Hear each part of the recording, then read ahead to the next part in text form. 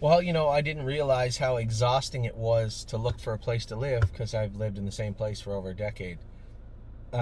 We've been down here 2 days, lived in a hotel. Nobody wants to rent anything for 6 months. I guess I don't blame them. It really dawned on me. When we were looking for places, and this was all, you guys saw how this was thrown together. It was all get your shit in the car and let's go type scenario. I knew I was coming down for a bit, looking at how long it would take to get our kids home. Then school was canceled. Now I just spoke to the superintendent or the principal today, and I got the distinct feeling that there'll be no school for the rest of the year in Ontario. That is so hard to believe, but it looks like a reality. So it just pushed and pushed and pushed the timeline, and then Doug Ford announced all those closures. We were coming down enough. Just throw everything in the car and let's go. And that is really how this came about.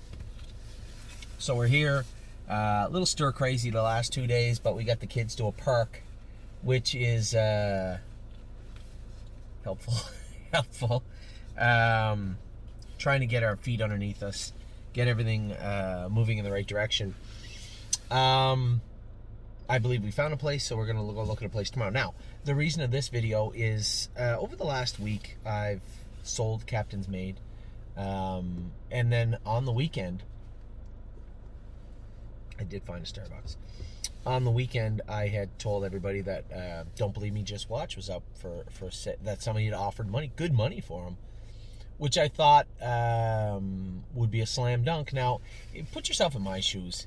People may think that when you get a note from me saying the horse is for sale, that's a callous note and I don't care.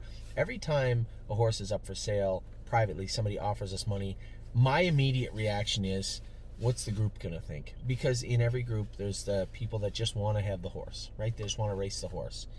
And then you also have people in the group that want to turn a profit. Now, you guys know as well as I do, you should have never, nor will I ever make it known that owning a horse with the stable.ca is a wonderful investment endeavor. It's not. But at the same time, we try not to throw money away whenever we can. We try to save it when we can. And when it comes to selling horses, I'm left mitigating and mediating this back and forth struggle in every group. Now, Don't Believe Me, Just Watch was a very militant group. And one side believed the price was very fair. The other side did not want to sell at all. And what we were left with, and I'm not going to push anybody out. I don't want to do that. So what we were left with was a very cordial fix for the entire process. The people that wanted out were bought out by the people that wanted to stay. Now, I had added some horses to the sale. We have Miss Brampton Beast, Cut the Line, Keystone Raven, that were entered in the sale last week, right? It's pretty obvious why they are. Now, there's no racing. It probably won't be till June. People are left paying bills on these horses. I'm going to have to work out a deal where I cut everybody a break, especially on Cut the Line and Keystone Raven. Those horses were supposed to be gone, right? They're not. So I'm left trying to mitigate that situation. I raced Grey as a New Red the other night. 58-4 last quarter in 32 seconds. Now, do I believe the recall took about it? Of course she did. And I was proud that she won. I don't care that she come 32. She went faster than the other 8 horses. But I'm left with the question, what happens after the Iron Maiden series? Is she good enough for the Buckeye? Probably not.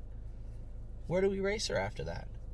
So I put her in the sale, really just, if nothing else, to open up avenues. She might win in 55 in the final of the Iron Maiden, and you're like, that was 32. It was a cold night. The recall screwed her up. Filly raced great.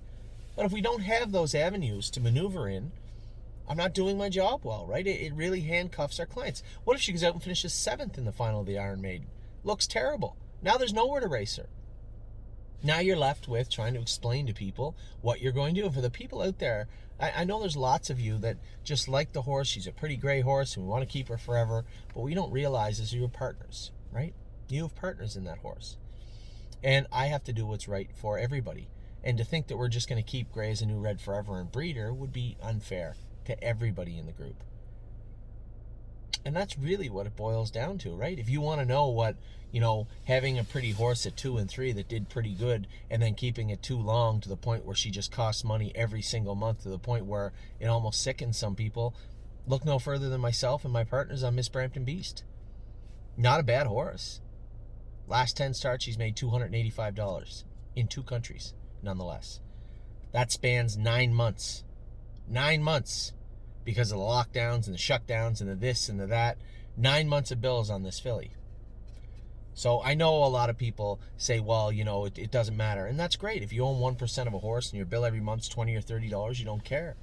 But if there's people that own more shares, or a group of people that own one share that wanted to move the horse, I'm left trying to do what's right for everybody. And I know this brings out some angst in some people and some frustrations in others.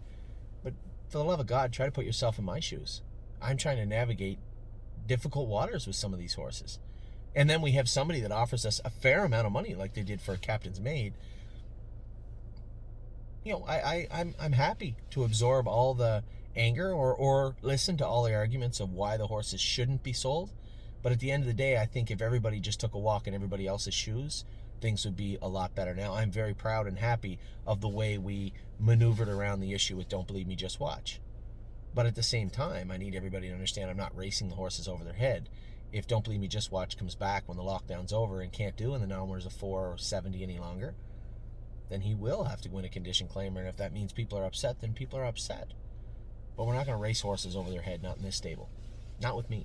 So if that means that people are upset and angry and leave, then so be it. I mean, if I haven't done good by you, hopefully you find somebody in the industry that has or will. Because there's lots of good people in the industry. I can only do the best that I can do and work as hard as I possibly can for you. And at the end of the day, I can go to sleep knowing that I did all I could do. So that's where we're at. There are 6 horses right now entered in the sale. Not to say the first 3 are going to the sale if they're not sold by them, more than likely. Now, we did have a partner, Miss Brampton Beast, that said, Anthony, you were offered $9,000 for it, which I didn't think was very fair to begin with.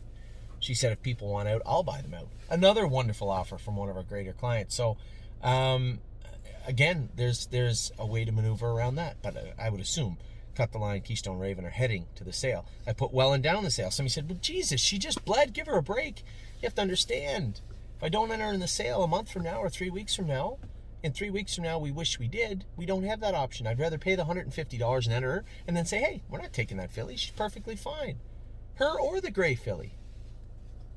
Need everybody to understand that my job isn't just smiling and talking all day to a camera. There's a lot of very difficult choices that have to be made, and unfortunately, I'm the guy that has to make them sometimes.